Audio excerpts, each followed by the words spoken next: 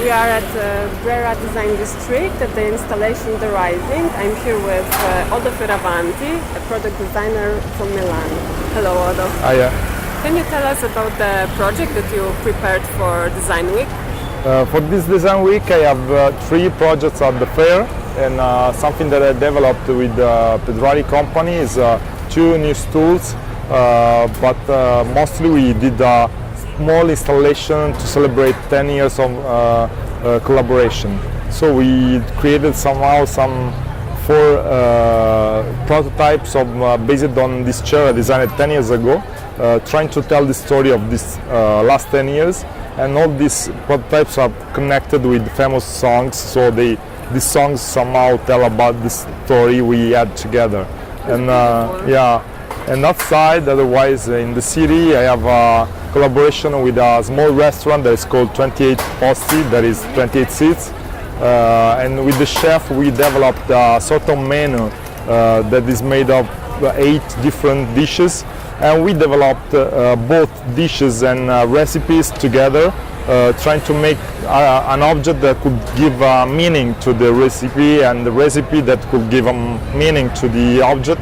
So they lived together somehow, and this became somehow a sort of menu of tricks. So when you sit down and start playing with these objects, and you can enjoy the food, but also the design together.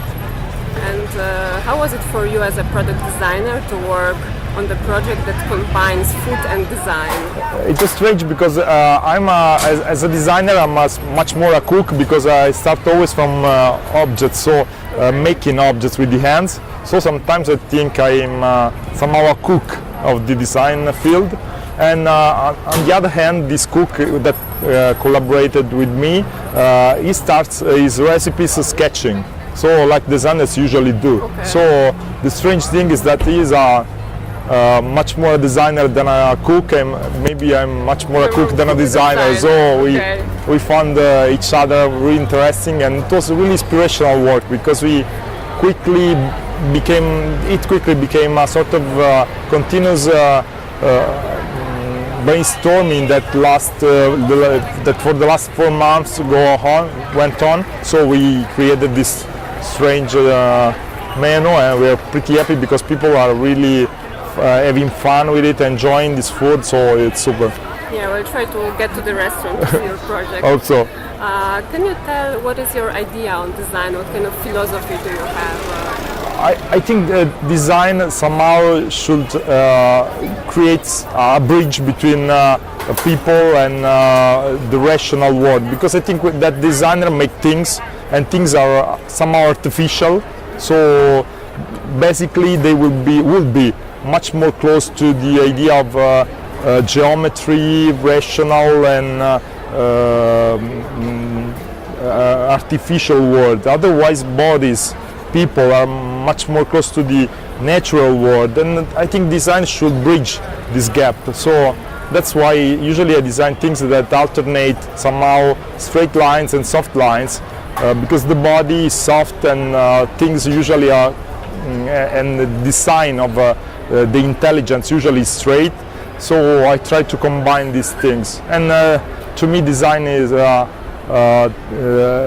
made to bring beauty to people, because beauty is the message that I think is that doesn't need to be translated or explained, and something that is released during the time, during your relationship with the objects, and is something that is to me is a sort of hug and to people that are using my things.